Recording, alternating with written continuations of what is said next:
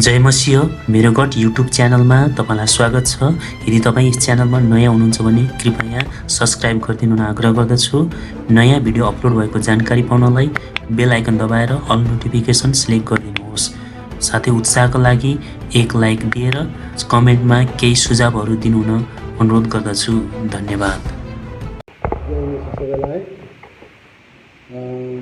अहिले चाहिँ हामीलाई स्क्रिनमा हेरेर बोल्ने बानी परेको छ।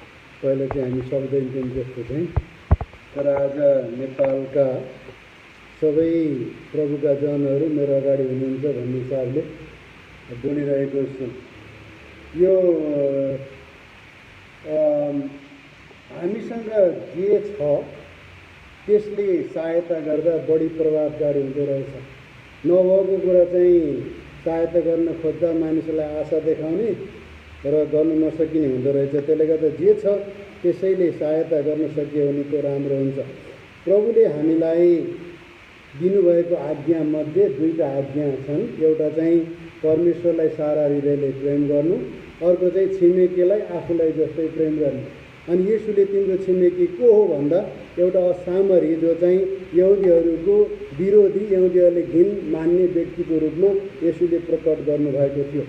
र इतिहासलाई हामीले हेऱ्यौँ भने चाहे ती कुष्ठरोगीहरूका समस्या हुन्, चाहे ती सरुवा रोगहरूको समस्या हुन्, ती समयहरूमा चाहिँ क्रिस्चियनहरू अगाडि भएको देखिन्छ।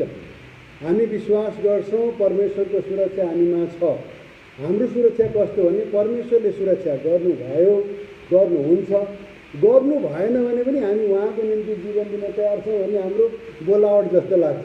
सदरक मेसक अभिधनले पनि त्यही भनेको थियो, दानियलले पनि त्यही भनेको थियो। किनभने परमेश्वरले बचाउनु भयो भने हामी बाँच्छौँ, बाँचेनौँ भने पनि परमेश्वरको इच्छा छ भन्ने जाति हामी हौँ। त्यसले गर्दाखेरि पनि हामीले यी समयमा काम गरिरहनु पर्ने हुन्छ। र बाइबलले स्पष्ट भन्छ, अभावमा भएका, खाँचोमा भएका गरिब दुखीहरूलाई दिनु भनेको स्वर्गमा सम्पत्ति थुपार्नु जस्तै हो। त्यसले गर्दा दिने विषयमा क्रिस्चियनहरू सधैँ अगाडि हुन्छ।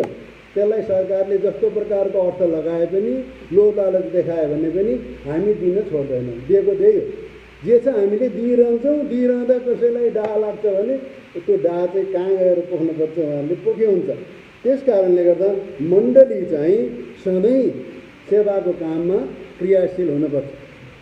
सुरुवात नै हामीले भनेका छौँ सरकारलाई कस्तो प्रकारको सहायता चाहिन्छ। नेपाल क्रिस्चियन समाजको महासचिव भएको कारणले जब लकडाउन सुरुमा हुने बित्तिकै हामीले सरकारसँग प्रतिबद्धता जनाएका छौँ। हामीले भनेका छौँ कि सरकारलाई हाम्रो के हेल्प चाहिन्छ हामी दिन तयार छौँ।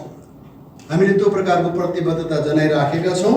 र पहिला चर्चलाई पनि प्रयोग गर्ने कुरा आएको थियो। चर्च चाहिँ कम्युनिटीमा हुने भएको कारणले गर्दा हामीभन्दा कम्युनिटीले चाहिँ चर्चमा आउन नदिने भएको कारणले गर्दा अहिले चाहिँ सरकारी स्कुल र कलेजहरूलाई पहिलो प्राथमिकता दिएर उहाँले गरिरहनु भएको छ। यदि यो बढ्दै गयो भने, यदि आवश्यक भयो, सरकारले थाम्न नसकेपछि त्यो निश्चित रूपमा अर्को एउटा त्यस्तो निकाय हो जसले थाम्नुपर्ने हुन्छ। त्यो चाहिँ मण्डली नै हो, जो चाहिँ क्रिस्चियन सङ्घ संस्था नै हो। किनभने हामी चाहिँ त्यो गर्नका लागि तयार छौँ। यहाँबाट पनि म सबै मण्डलीका अगुवाहरूलाई भन्न चाहन्छु, जब सरकारले थाम्नु सक्दैन, सरकारी अफिसरले थाम्नु सक्दैन, सरकारी स्कुलले थाम्नु सक्दैन, सरकारी कलेजहरूले थाम्नु सक्दैन, ठुला ठुला भवनहरूले थाम्नु सक्दैन, त्यसपछि हाम्रा साना साना मण्डलीहरूले चाहिँ थाम्न पर्ने हुन्छ। त्यसको लागि पनि तयारी भइदिनको लागि म अनुरोध गर्छु। तर विश्वास छ हाम्रो देशमा परमेश्वरले कोरोना ढिलो ल्याउनु भयो, छिटै नै लानुहुन्छ। त्यो चाहिँ हाम्रो प्रार्थना छ। हुन त केशवजी चाहिँ कोरोना भाग भन्दाखेरि अहिलेसम्म जेलमा पर्नु भएको छ, तर हामी दिन रात नेपालमा कोरोना भाग भनेर प्रार्थना गरिरहेको छौँ। कोरोनाले काम नगरोस् भनेर प्रार्थना गरेका छौँ। कोरोनाको सुरक्षा होस् भनेर प्रार्थना गरेका छौँ। यसैको लागि त जेल जानु नपर्ला। त्यो पऱ्यो भने पनि अनुभव छ, खासै गाह्रो हुँदो रहेछ। त्यो अब अर्को कुरा चाहिँ हामीले पहिलो लटमा नेपाल क्रिस्चियनहरूले विभिन्न प्रकारले सरकारलाई हामीले सहायता गऱ्यौँ। वडालाई, गाउँलाई हामीले आह्वान गऱ्यौँ, तपाईँले जे गर्न सक्नुहुन्छ तपाईँको वडा र लोकल स्थानीय निकायलाई हजुरहरूले गर्नुहोस् भनेर हामीले पहिलो आह्वान गरेका थियौँ। र जो मण्डलीले जे सक्नुभयो, जो समाजले जे सक्नुभयो, एकाइ समाज, जिल्ला समाज, प्रदेश समाजले चाहिँ मण्डलीलाई सहायता गर्नुभयो। किन हामी सरकारलाई सहायता गर्नुभयो? किन भन्दा हामीलाई बाइबलको म्यान्डेट छ सरकारलाई सहायता गर्ने विषयमा, सरकारका लागि प्रार्थना गर्ने विषयमा। हामीले सरकारले गरेका कुराहरूमा हामीले प्रतिबद्धता जनाउँदैछौँ। अब माग्ने कुरा भन्दा सरकारसँग भएको दिँदो रहेछ, नभएको कुरा के माग्ने? हामी त अब दिनतिर लाग्नु पऱ्यो। त्यसले गर्दा हामीले नयाँ रणनीति अपनाएका छौँ, प्रतिबद्धता।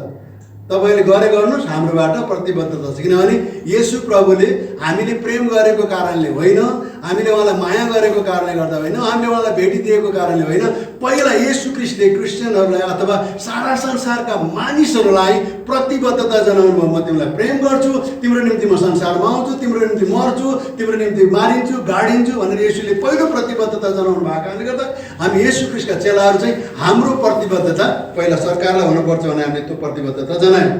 त्यसपछि हामीले आह्वान गऱ्यौँ, अब तपाईँले जे सक्नुहुन्छ तपाईँको समुदायलाई सहायता गर्नुहोस्। दोस्रो आह्वान हामीले गऱ्यौँ, त्यो अनुसार धेरै ठाउँमा सहायता बाँड्ने काम भइराखेको छ, सरकारसँग मिलेर त्यो काम भइराखेको छ। तेस्रो कुरा, अब अहिले जटिल हुँदै आइराखेको कुरा चाहिँ हामीलाई प्रभुले गलाती 6:10 अनुसार आफ्ना मानिसहरूलाई पनि हेर्ने बेला भएको कारणले गर्दा जति सक्नुहुन्छ मण्डलीमा रुपियाँ पैसा थुपाएर चर्च बिल्डिङ भोलि बनाउँला, अरू कुरा भोलि बनाउन, अहिले हामी सेवाको काम गरौँ भनेर हामीले त्यो प्रकारको आह्वान गरेका छौँ र मण्डलीले लगातार त्यो आह्वान गरिरहेको छ। अहिले पनि म तपाईँलाई अनुरोध गर्दछु, हामीले चर्च भोलि बनाउँला। मान्छे बाँच्यो भने चर्च पनि हुन्छ, मान्छे धेरै भयो भने सबै कुरा हुन्छ। त्यसले गर्दा सबै कुराहरू छोडेर अहिले चाहिँ हामी मान्छे बचाउने काममा लागौँ, किनभने यो चाहिँ हामी लाग्नुपर्ने कुरा हो। अहिले हामी यो जात यो धर्म यो नभनिकन लाग्ने समय छ। मण्डलीभित्र पनि हामीले बचाउनु पर्यो। र चौथो कुरा चाहिँ सबैलाई हामीले गर्नुपर्ने कुरा, भलाइ गर्न नछोड, निरन्तर रूपमा भलाइ गर भनेर भनिएको छ। भलाइबाट नै क्रिस्ट प्रकट हुनुहुनेछ। त्यसले गर्दा यो हाम्रो लाइफ स्टाइल हो। एउटा रोग अर्को थपिएको छ संसारमा। भाइरस पहिले नै थियो, कोरोना पनि पहिले नै रहेछ, यो कोभिड-19 भन्ने एउटा थपिएको छ। अनि हामी अहिलेसम्म विभिन्न रोगबाट जिउन सिकेका छौँ। हामीलाई कुष्ठरोगबाट जिउन सिक्यौँ, हामीलाई विभिन्न प्रकारको रोगहरूबाट हामी जिउन सिकेका छौँ। काठमाडौँको धुलो मैलोबाट पनि हामी जिउन सिकेका थियौँ। अहिले चाहिँ हामी कोरोनासँग सँगै हाम्रो साथमै कोरोना छ भनेर जिउन सिक्ने। कृष्णलाई बडा सजिलो छ। दुष्टले कहाँ निलुर खाउँ भनेर तिमीहरूलाई पर्खिबस्छ भने जस्तै त्यसको लागि जित्नका लागि हामीले आत्मिक हात हतियार प्रयोग गर्न हामीले सिकेको कारणले गर्दा अहिले मैले माइक फुकाएको छु, किनभने त्यो फेरि बोली नै नबुझिएला भनेर मात्रै। हामीले मास्क लाउन नि सिक्नु पर्यो, हामीले हात धुन पनि सिक्नु पर्यो, हामीले अलिक डिस्टेन्स दूरी कायम गर्न पनि सिक्नु पर्यो। हामी चाहिँ खोकी लगायो भने अर्काको घरमा नजान पनि सिक्नु पर्यो। म आउँछु तपाईँकोमा भनेर जानु पर्यो, ढोक्रा गाउनु भएन।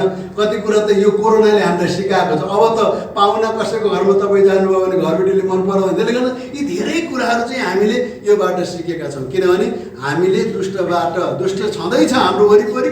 त्यो हुँदाहुँदै पनि हामी जिउन सकेका छौँ भने कोरोना पनि छ, त्यसको लागि पनि हामीले जिउन सिक्नुपर्छ। परमेश्वरले सबैलाई आशिष दिनु। सम्पूर्ण नेपाली दाजुभाइ तथा दिदीबहिनीहरूलाई यो बेला धर्म कर्म अरू कुरा भन्दा पनि मानवताको नाताले हामी सबै मिलेर कोरोनासँग लडौँ। सरकारले गर्दै गरेको योजनालाई हामी साथ दिउँ, सरकारसँग हामी सहकार्य गरौँ। सरकारलाई खाँचो गाह्रो अप्ठ्यारो भएको बेलामा हामी अहिले देशसँग उभिन पर्ने समय छ। म धेरै धन्यवाद दिन्छु तपाईँहरूले जसरी आज यो प्रोग्राम राख्नुभयो र नेपाली दाजुभाइ दिदीबहिनीहरूको बिचमा यो कुरा राख्ने मौका दिनुभयो। परमेश्वरले तपाईँहरूलाई पनि आशिष दिउन् र सबै मिडियाकर्मीहरूलाई। एउटा अन्तिममा जाँदै गर्दा मिडियाकर्मी बाइबलले यो सिकाउँछ, मैले तेरो मुखमा जीवन र मृत्यु हालिदिएको छु, जीवन नै रोज भनेको छ। त्यसले गर्दा तपाईँ जुनसुकै धर्म र आस्थामा बस्नुभएको भए तापनि हामीले अहिले जीवनको सास पुग्नुपर्ने हुन्छ, जीवन बोल्नुपर्ने हुन्छ, जीवन लेख्नुपर्ने हुन्छ, जीवनको युट्युब चलाउनु पर्ने हुन्छ, जीवनको फेसबुक चलाउनु पर्ने हुन्छ, जीवनको वेबसाइट चलाउनु पर्ने हुन्छ, जीवनको पत्रिका लेख्नुपर्ने हुन्छ। त्यसले गर्दा जीवन दिने काम हामी सबैले गरौँ, किनभने कोरोनाले मारिराखेको छ। हामी सबै मिलेर जीवनको कुरा गरौँ। परमेश्वरले सबैलाई आशिष दिउन्। जय मसीह। धन्यवाद।